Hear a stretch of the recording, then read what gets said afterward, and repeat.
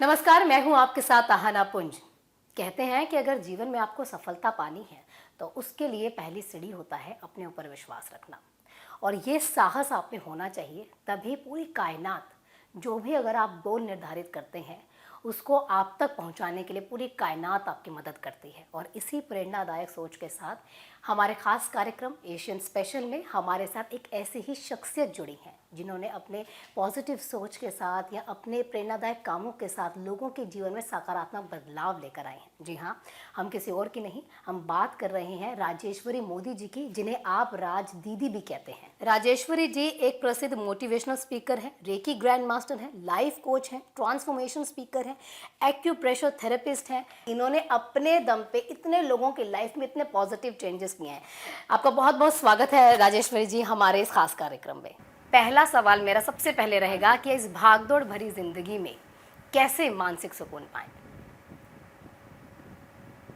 देखिए, इसके तो हमें नियमित प्रैक्टिस करनी होगी, नियमित साधना करनी होगी।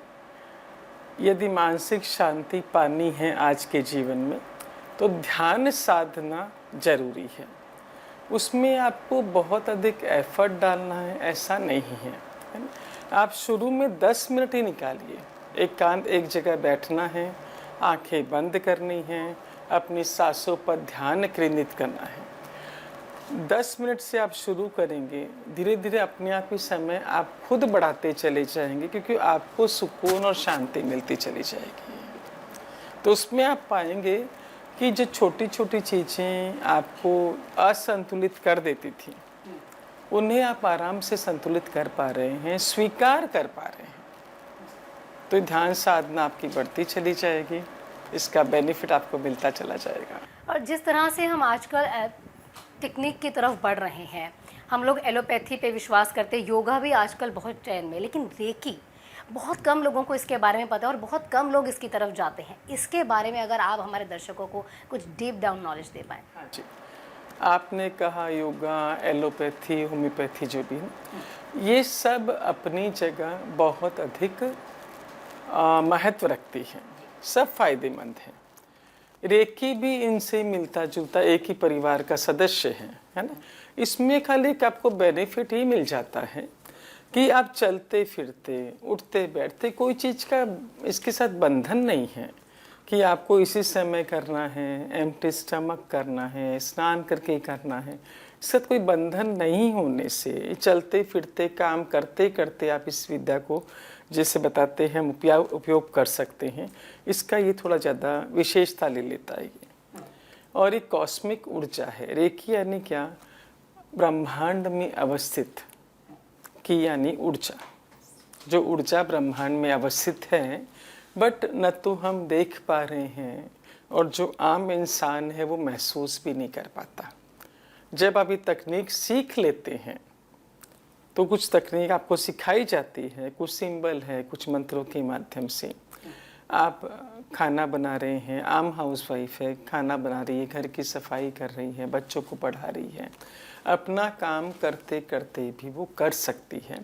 बाकी चीज़ों में आपको लगता है, जैसे हम आम गृहिणी को जब कहते हैं कि भी योगा प्राणायाम तो करना चाहिए खुद को स्वस्थ रखने के लिए, उनका पहला उत्तर होता है समय किधर है, मरने के लिए तो टाइम नहीं है। एक कॉमन सेंटेंस सा बन गया है ना।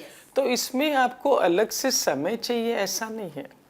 जैसे आप राम नाम का जप चलते फिरते कर सकते हैं, भजन गुनगुनाते रहते हैं, फिल्में को गीत गुनगुनाते रहते हो, आप रेकी भी वैसा कर सकते हैं।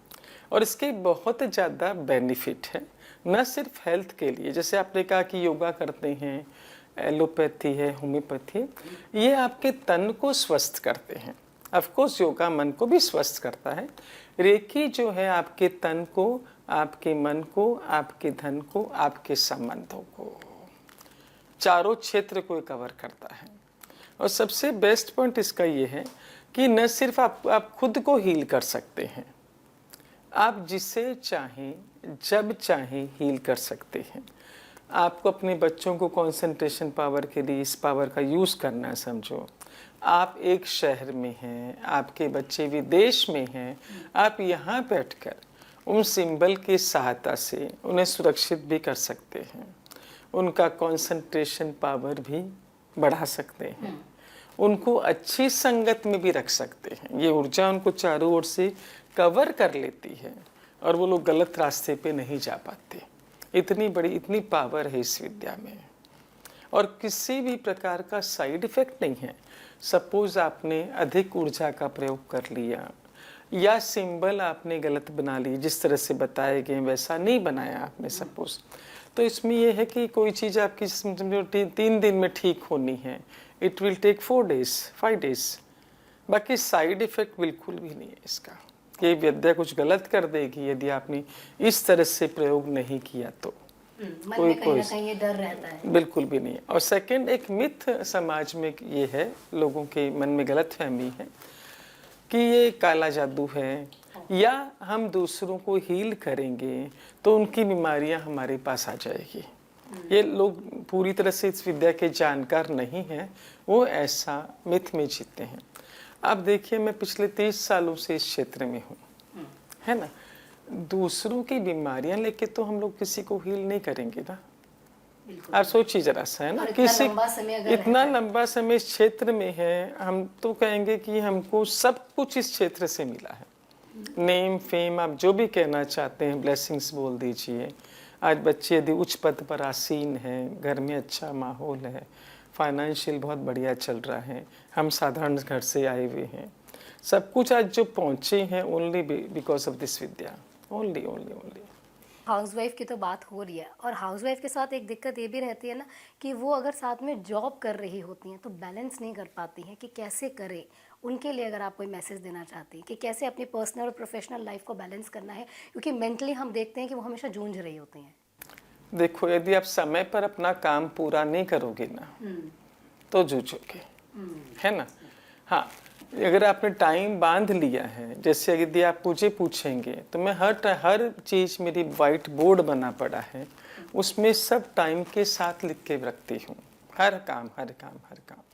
चाहे मुझे मेरा टॉक तैयार करना है या काउंसलिंग करनी है या किसी से मिलना है।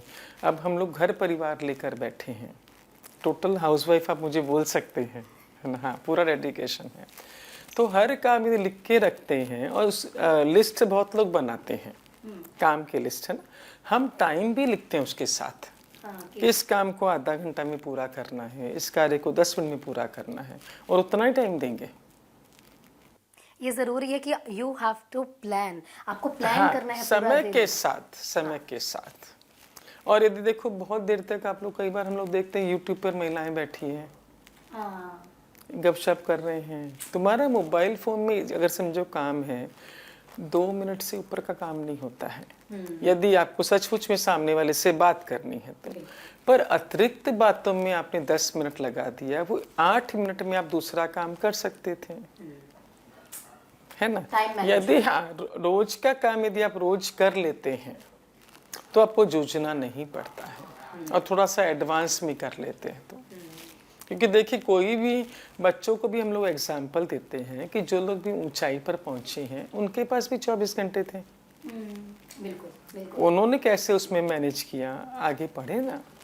और वैसे ही हम लोग भी पढ़ सकते हैं। यदि हम लोग ये चेक कर ले, चाय पीते पीते गपशप करते हैं, इसको फ़ोन कर लिया, उसको फ़ोन कर लिया। आजकल यूट्यूब में समय लग जाता है, रील्स का आजकल बहुत ट्रेंड है। हाँ, आधा घंटा पता ही नहीं लगता, कैसे पता लगेगा। आपने ऑन किया मैसेज देखने को, और रखते कितनी देर में वो देखे जरा सा। मेजर समय हम लोग मोबाइल पर दे देते हैं। अच्छा, सबके माइंड में आजकल क्या रहता है कि पैसा है तो हमारे पास खुशी भी है, और कुछ ऐसे सितारे भी हैं, यानी कि बॉलीवुड सितारे भी हैं, वो इस तरह की बहुत ट्रेंडिंग रील्स भी हैं उनकी, कि पैसा सबसे इम्पॉर्टेंट है, पैसा है तो मानसिक सुकून आपके पास है। तो क्या ये बात सच है? पैसा अपनी जगह महत्व रखता है, इसमें दो राय नहीं है। महत्व है इसका, क्योंकि उसी से सब कुछ चलता है, सारे सुख है। पर खुशी और पैसा ये अपना अपना स्थान रखते हैं, है ना। हमने बचपन में पढ़ा था कि एक अमीर, उस वक्त तो देखो टीवी भी सिलेक्टेड लोगों के घर हुआ करता था। टीवी आया मतलब लग्जरी आइटम है, टीवी है, फ्रिज है, हमारे ज़माने में इट वाज लग्जरी, है ना। तो उनको जितनी खुशी टीवी आने से मिलती थी, हम जैसे लोगों को, जो हम लोग मध्यम वर्गीय परिवार में पले बढ़े हैं, यदि घर में चटाई आई है तो वी आर वेरी हैप्पी। गद्दा आया तो हम वी आर हैप्पी, आज गद्दे पे सोने मिलेगा। खुशी में फर्क नहीं है ना। पर ये जो मानसिकता है, देखो जो आपने कहा कि बॉलीवुड वाले जो प्रेजेंट करते हैं उनको they are charging for that, वो उनका प्रोफेशन है, पैसा है, पेशा है उनका, है ना।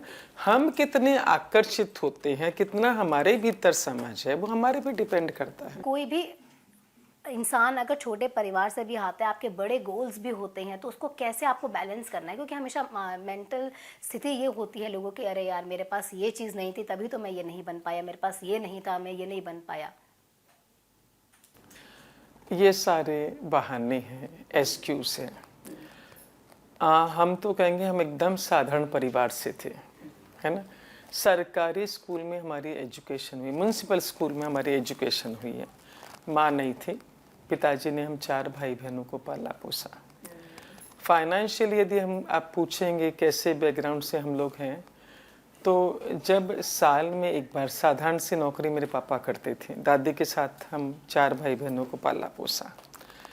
और जब उनको बोनस मिलता था दीपावली पर, साल में एक बार हम चारों बच्चों के, चारों भाई बहन के कपड़े आते थे।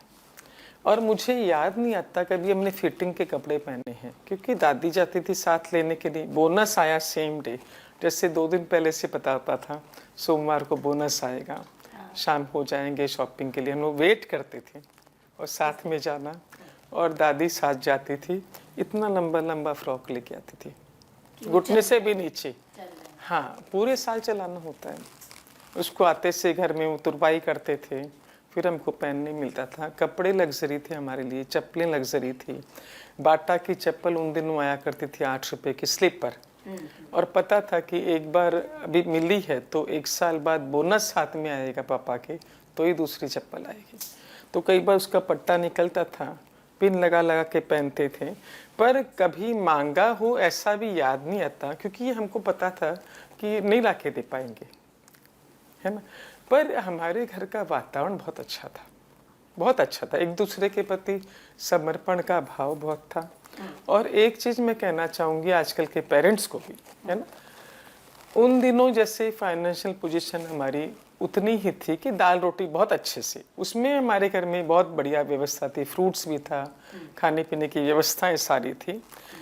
मेरे पिताजी ने हमें हमेशा अच्छा साहित्य पढ़ने दिया।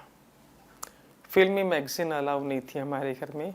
यहाँ तक इतने स्ट्रिक्ट थे वो कि न्यूज़पेपर आता है जब घर में डलता था तो हम लोग उसको टच नहीं कर सकते थे जब तक पिताजी नहीं उठा ले में।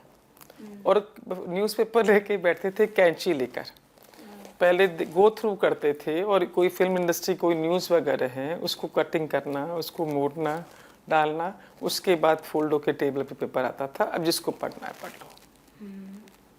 मतलब पेरेंट्स को भी उस तरह से उतना अवेयर थे वो। और हमको सिर्फ गीता प्रेस गोरखपुर का साहित्य पढ़ने को मिला, ओनली वो बुक्स की। तो ऐसे शोकेस वगैरह नहीं था, बुक रैक नहीं था, कुछ भी नहीं, सिंपल टेबल घर में थी, उस पर पढ़ी रहा करती थी। हम लोग बोलते हैं मेरा पढ़ने का बहुत मन करता है, अलग अलग बुक्स पढ़ें, ये पढ़िए, पढ़ो, कितनी बार पढ़ ली, वापस पढ़ लो।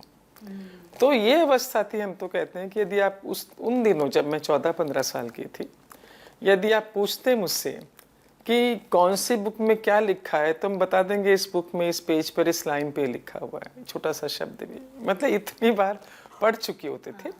उस वक्त थोड़ा सा कई बार क्रोध भी आता था कि खुद लाकर नहीं देते हैं, हमें पता है सामर्थ्य उतना ही है, पर हमें मांग कर पढ़ने भी नहीं दिया। ये मैगजीन्स, फिल्मी मैगजीन्स, नॉवेल्स उनको नहीं समझ में आती थी। पर आज मुझे लगता है कि वो नींव उन्होंने डाल दी अच्छे साहित्य की, और आज इस रूप में वो फलीभूत हो रहा है।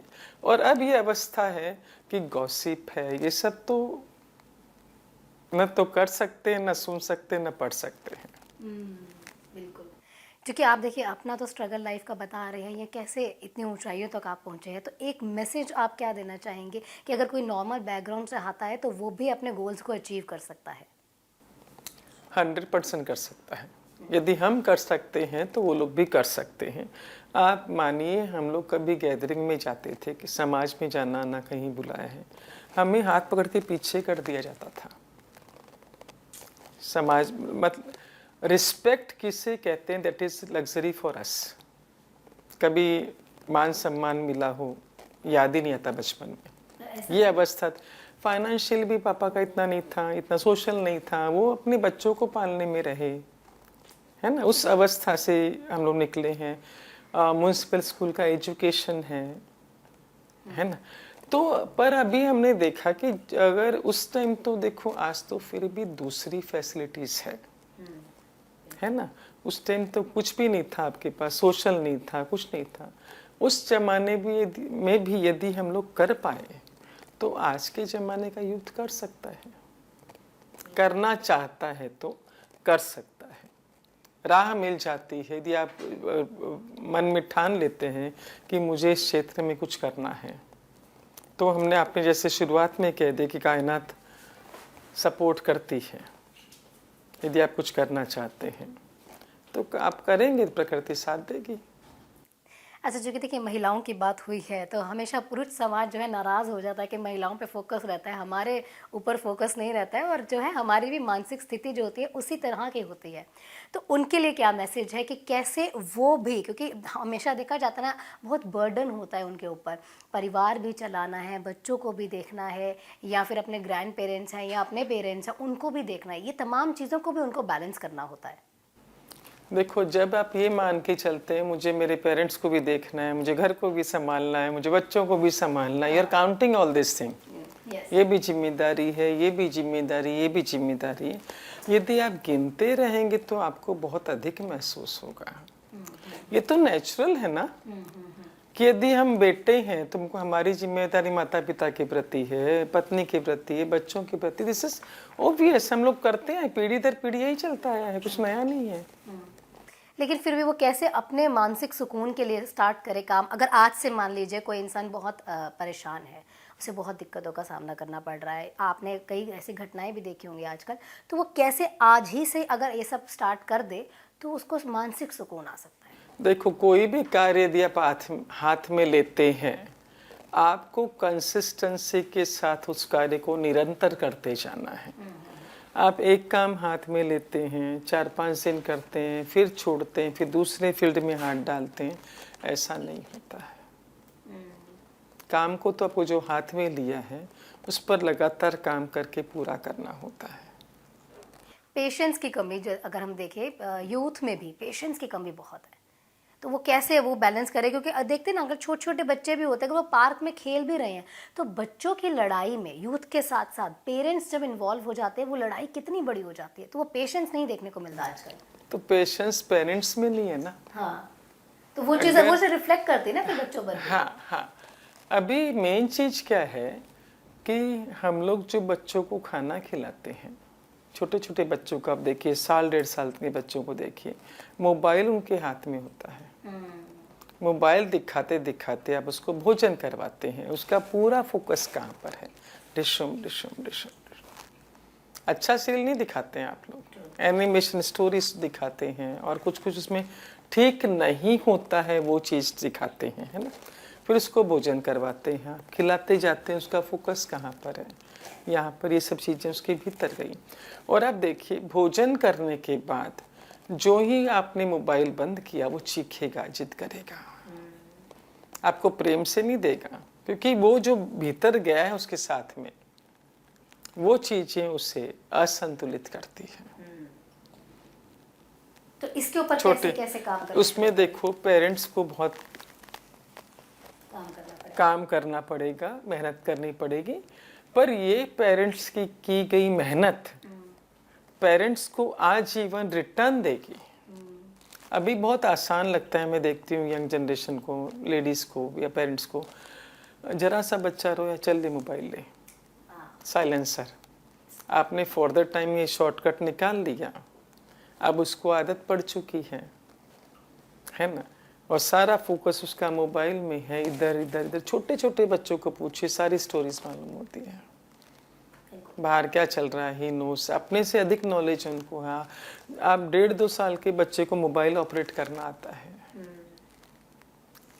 तो फोकस तो एक ही जगह लगेगा ना, या तो स्टडी में लगेगा, कैरियर में लगेगा, या फिर मोबाइल में लगेगा। अच्छा, ये तो देखिए बच्चों की बात होगी, पेरेंट्स को उनके ऊपर काम करना पड़ेगा, उनकी चीज़ों को ध्यान रखना पड़ेगा या बैलेंस करनी पड़ेगी उनकी लाइफ। लेकिन अगर मान लीजिए मेरी उम्र के या मैं ही हूँ, अगर मुझे अपने पेशेंस लेवल पर काम करना शुरू करना है तो मेरी वो पहली सीढ़ी क्या होनी चाहिए? देखो, हम लोग क्या टेक्निक देते हैं कि आप रात को सोने के पहले पेपर पेन लेके बैठें, है ना। हमारे जीवन में 10-15 मिनट आपको उसमें देना होगा, और आप पाएंगे कि अपने जीवन में जब देखिए कि 3-4 चीज़ें ऐसी होती जो आपको ट्रिगर कर जाती है। बहुत ज़्यादा चीज़ें नहीं होती हैं। समझो आपने बेडशीट ठीक करी है, आम गृहिणी की बात कर रही हूँ, हस्बैंड नहाकर आए, गीला टॉवल डाल दिया, वो इरिटेट कर गया, ट्रिगर कर गया कि मैं रोज़ मना करती, फिर रोज़ आप डालते, रोज़ वो डालते, रोज़ मैं मना, उसी बात पर होना, है ना। सम्मान इधर से उधर रख देना। 2-3 चीज़ें ऐसी होती हैं जो रोज़ उसी पर बहस होती है। वो चीज़ें आपको नहीं चलती घर के किसी सदस्य की करीबी, और वो ट्रिगर कर जाती है ना, क्योंकि वो चीज़ आपको स्वीकार नहीं है और उसकी आदत है वैसा करना। तो आप अपने माइंड को बताइए, ट्रिगर करना इसके लिए कंफर्ट जोन है, रिएक्ट करना आपके माइंड के लिए बहुत कंफर्ट जोन है। शांत रहना, उसको एफर्ट डालना पड़ता है, क्योंकि हमने ट्रेंड नहीं किया, हमने झट रिएक्ट कर दिया। तो जो चीज़ें आपको ट्रिगर करती है, 3-4 चीज़ें, वो नोटिस कर लीजिए, है ना। ये चीज़ें मुझे ट्रिगर कर जाती हैं। आंखें बंद की, उस सिचुएशन को देखा कि दोबारा सपोज गीला टॉवल ला के उन्होंने रखा, क्योंकि वो तो एज इट इज़ रहेगा, मैं शांति से उठाऊंगी और मैं सुखा दूंगी। और इस भाव के साथ हम लोग क्या रखते हैं, कई बार महिलाएं सुखा भी देती उठा के, ये तो कभी सुधरने वाले नहीं हैं, ये वापस ऐसा ही करेंगे। तो हमने क्या वाइब्रेशंस डाल दिया, तो अभी तो मैं उठा रही हूँ, नेक्स्ट टाइम ये उठाएंगे। इस ब्रह्मांड को हमारी भाषा समझती है। मैनिफेस्टेशन, क्योंकि आजकल बहुत लोग कहते हैं मैनिफेस्ट करो, और मैनिफेस्टेशन इज़ द ओनली की कि आप कैसे सक्सेस पा सकते हैं, या जो आपने सोचा है वो आप कुछ ही मिनटों में आप कंप्लीट कर सकते हैं। तो ये रेकी और मैनिफेस्टेशन कैसे डिफरेंस है? नहीं, अलग नहीं, एक ही है। एक ही है कि दिस इज अ, ये रास्ता है, ये आपको जो चाहिए उससे पाने का। पर यदि आप बोलेंगे 1 मिनट में ही पाल लेंगे, तो वो चीज़ तो देखिए, किसी भी क्षेत्र में आप कोई में चले जाएं, आपको एफर्ट तो डालना पड़ेगा, और जिस तरह से तकनीक बताते हैं उस तरीके से काम करना होगा। जैसे आप तकनीक की अभी बात कर रहे हैं, तो अगर आप तकनीक हमारे दर्शकों को बता पाएँ कि क्या वो तकनीक है, उस हिसाब से अगर आप शुरू करें काम तो बेहतर रहेगा। ऑफ कोर्स, समझो आप चाहते हैं कि कोई चीज़ आपको, जैसे महिलाओं को पर्स पसंद है, साड़ियाँ पसंद है, डिज़ाइनर, वो ले लेते हैं एग्जाम्पल, तो आसान होगा आपको समझने में। या स्टूडेंट का ले लीजिए कि वो टॉप पर करना चाहता है, उसको रोज रात को, डेली रात का समय इसलिए प्रेफरेबल रहता है, सोने के जस्ट पहले का हमको बोलते हैं कि जैसे समझो आपका समय है 11 बजे सोने का या 10 बजे सोने का, तो आधे घंटे पहले जब आप बिस्तर पर जाते हैं, जाकर बैठते हैं, सोने का समय आपका, जिस बिस्तर पर सोते हैं वहीं पर बैठना है। उसी वो प्लेस कंफर्म है, प्लेस दूसरी चेंज नहीं करनी है आपको, वहीं बैठना है आंखें बंद करके, डीप ब्रीथिंग 3-4 मिनट के लिए। इसके बाद आपको वो सीन देखना है जो आप अचीव करना चाहते हैं, हासिल करना चाहते हैं। समझो भी एक लड़के को हमने, विद्यार्थी को बताया था, उसको सीए पास करना था, 2-3 बार से वो नहीं निकल पा रहा था, 20 बार निकला, भी रिजल्ट आया उसका। तो उसको तकनीक दी गई थी कि आप विजुअलाइज करो, उनका लैपटॉप पर रिजल्ट आता है, कंप्यूटर पर आता है, कि आप वहाँ पर बैठे हुए हैं, वो शीट सामने आई है और आपको रिजल्ट दिखाई दिया कि आप पास हो गए हैं, जो चाहिए आपको, और आपके पेरेंट्स ने भी वाओ करके जंप किया है। ऐसा वो सारा सीन क्या होगा जब आप पास हो जाएंगे, तो रोज आपको वो देखना है।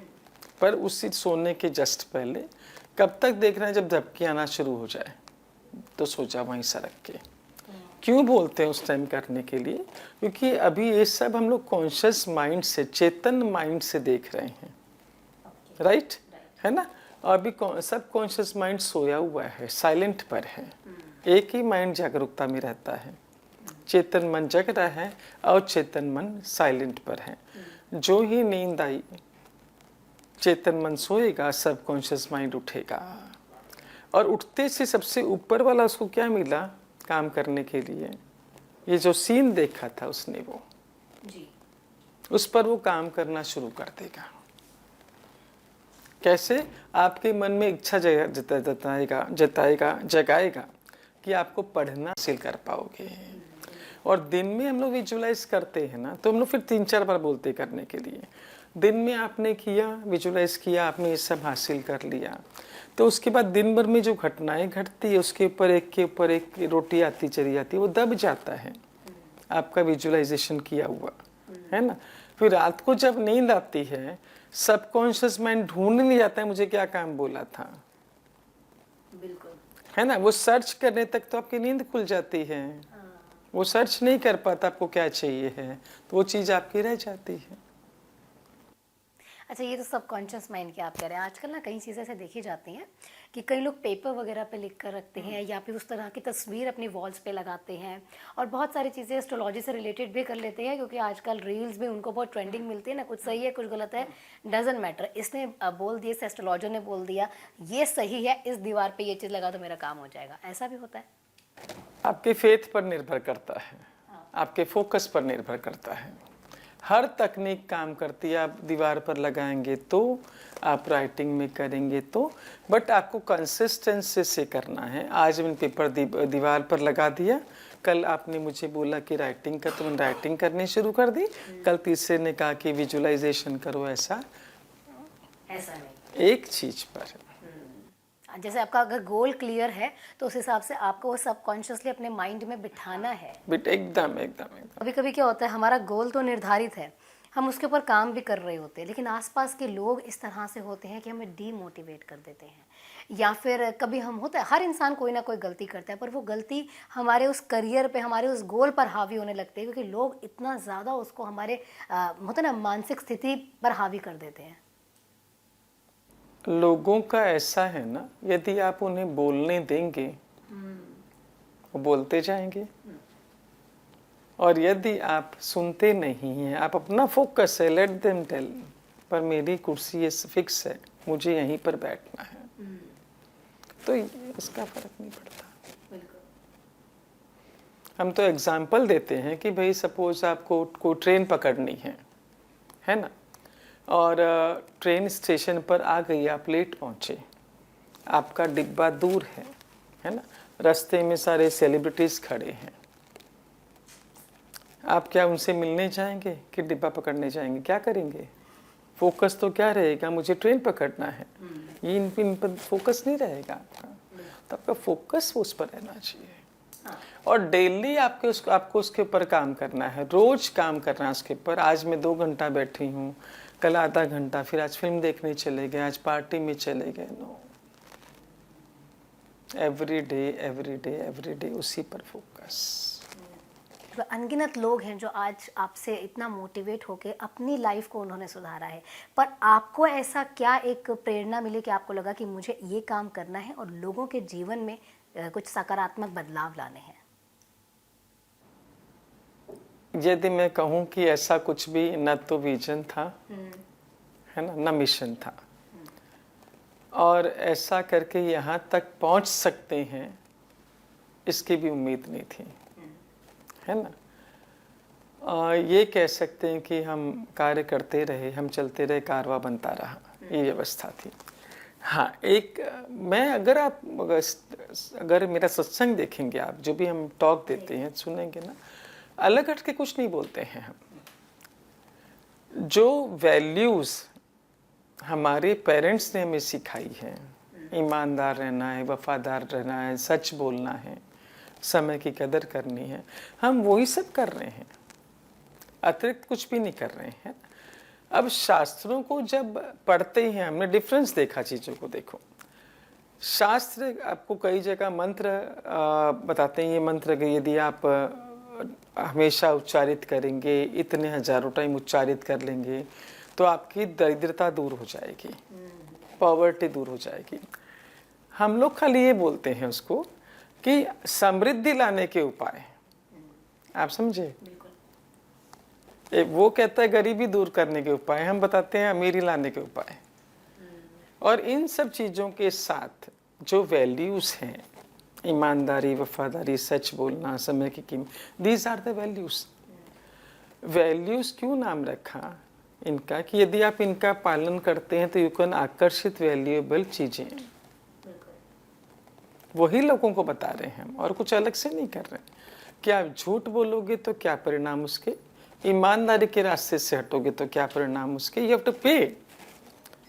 ईमानदारी आपको पे करेगी। कर्मा रिटर्न्स जैसे आजकल सब वही सिखा रहे हैं और कुछ नहीं है।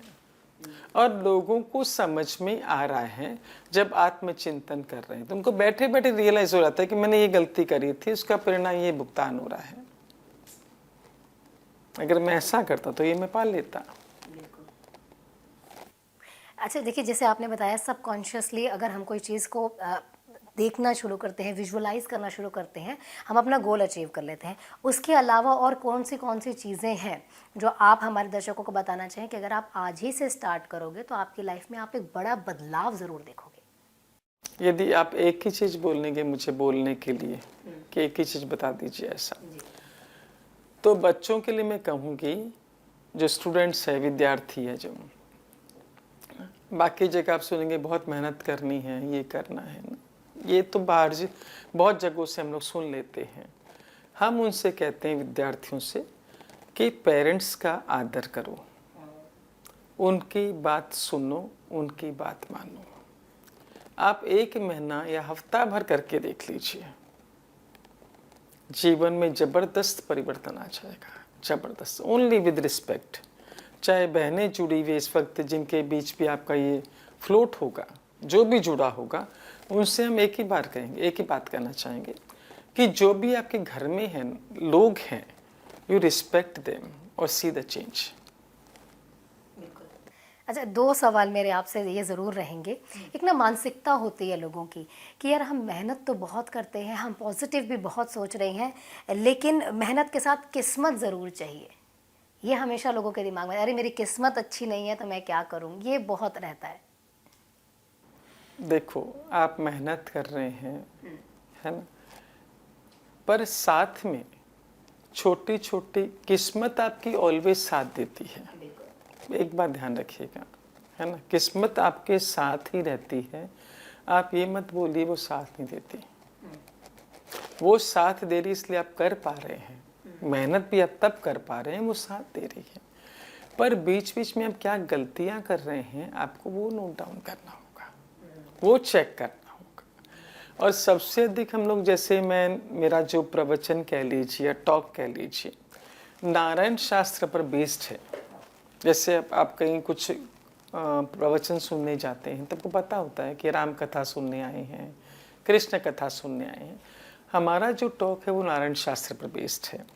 नारायण शास्त्र क्या है? जितने भी ग्रंथ, शास्त्र, संतों की वाणी, जितनी भी इस धरती पर हैं,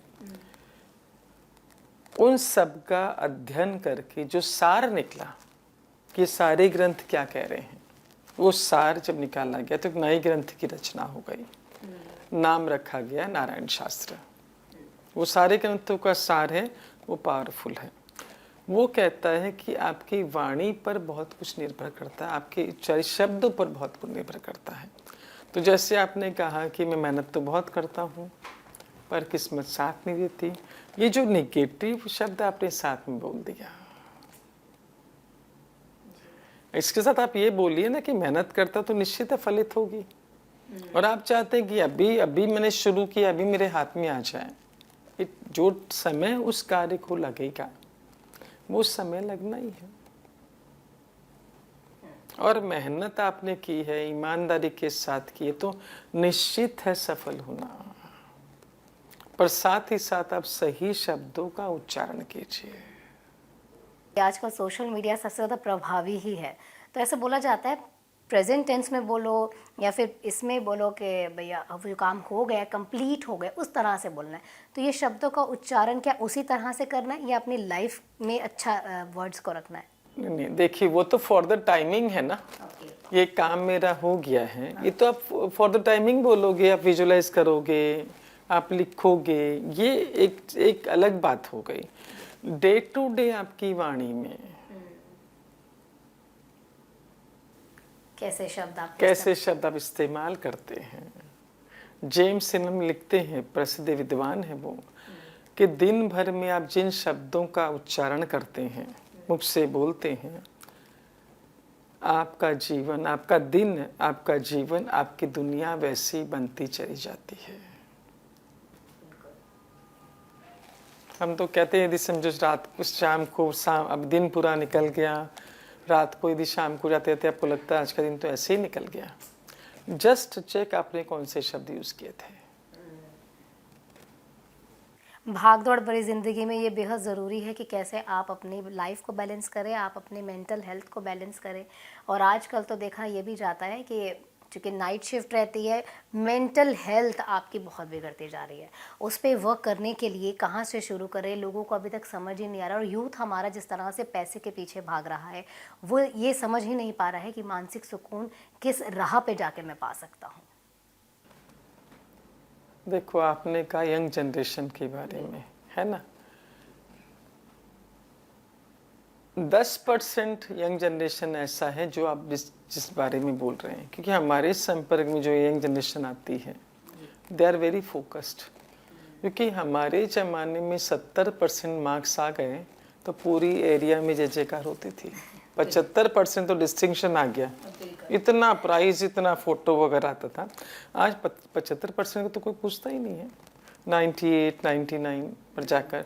तो सोचिए कि जबकि उन दिनों कुछ भी आपका फोकस हटाने वाली वस्तुएं नहीं थी।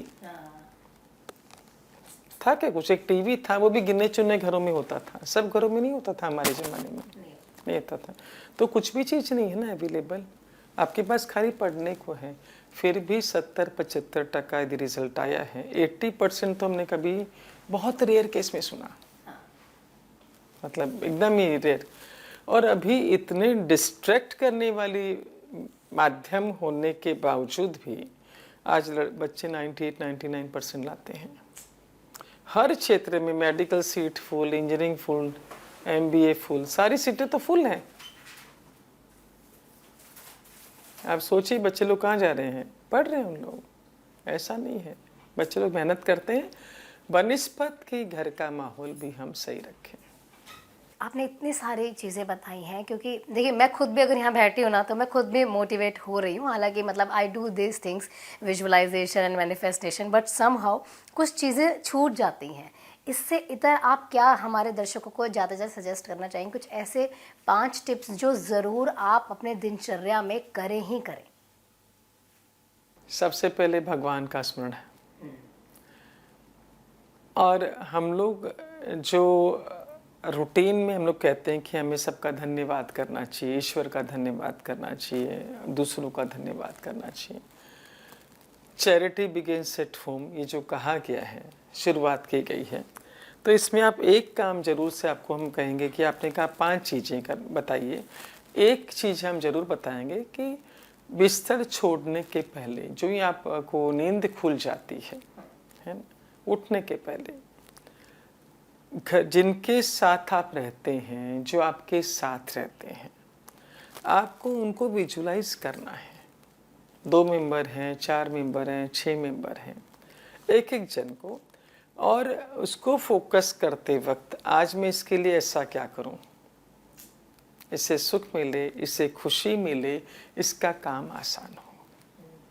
हम थर्ड पर्सन के लिए तो बहुत सोचते हैं, सहेलियों के लिए, दोस्तों के लिए, परिचितों के लिए, पर जिनके प्राथमिकता किसकी, जिनके साथ आप रहते हैं, जो आपके साथ रहते हैं। अच्छा, कभी कभी देखने को मिलता है ना, हम अकेले रहना ज़्यादा पसंद करते हैं परिवार से अलग होकर, ये बहुत आजकल है। ये ट्रेंड अभी चल पड़ा है थोड़ा, है ना, पर हमें इससे प्रोत्साहन नहीं देना है। घर में इतनी व्यवस्थाएं करके दीजिए बच्चों को, इतनी स्पेस दीजिए, हम तो कहते हैं है ना, टोका टाकी मत कीजिए कि उनको घर में ही रहना अच्छा लगे। अभी खाना खाओ, अभी स्नान करना है, अभी एक उनकी अपनी लाइफस्टाइल है, उनको उस लाइफस्टाइल में जीने दीजिए ताकि वो आपके साथ रह सकें। आपने बाहर सुना होगा, अधिकतर लोग विचारों पर काम करने के लिए बोलते हैं कि थॉट हमारे सही होने चाहिए, पॉजिटिव होने चाहिए। विचारों को साधने के लिए हमको साधना करनी होगी। फिर भी विचार किसी को देख के कुछ, किसी को देख के कुछ घूम ही जाते हैं, राइट। पर वाणी पर हमारा संयम है, हम इसको बंद करके रख सकते हैं, ओपन कर सकते हैं, ये हमारे वश में है, इस पर काम करना है। तो यंग जनरेशन के लिए भी, महिलाओं के लिए भी, सबके लिए एक ही है, भाइयों के लिए भी, कि अपनी वाणी पर काम कीजिए। ऐसे शब्द उच्चारित कीजिए कि जो सुन रहा है उसके चेहरे पे स्माइल आ जाए। वो विशेष फोकस आपको रखना है।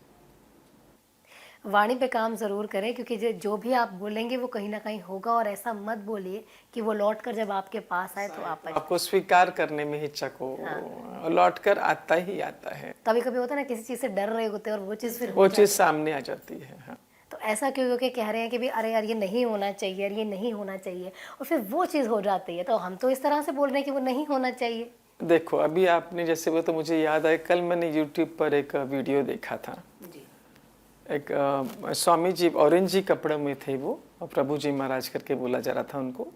उन्होंने कहा कि जब मैंने इस संस्था को ज्वाइन किया, शायद वो हरे राम हरे कृष्णा से बिलोंग कर रहे थे, ऐसा मुझे लग रहा है, तो मुझे रसोई का काम दिया गया, प्रसाद बनाने का, रोटियां बनानी है।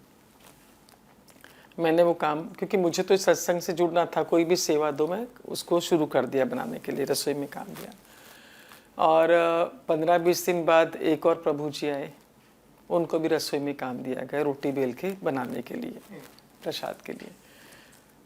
तो वो सारे दिन बोलते थे, मैं यहाँ रोटी बनाने के लिए नहीं आया हूँ, मुझे क्या काम दे दिया इन लोगों ने। मतलब जो सत्संग में जो काम मिलेगा वो आपको करना रहेगा। उसने 10-15 दिन किया, फिर बोला मैं रोटी बनाने के लिए इधर नहीं आया हुआ हूँ, मुझे नहीं समझ में आ रहा। वो छोड़ के चला गया उस काम को।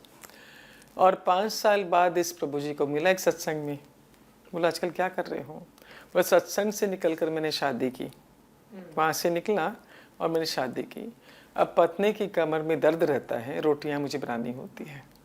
अब देख, प्रकृति अपनी व्यवस्था करवाती ही है ना।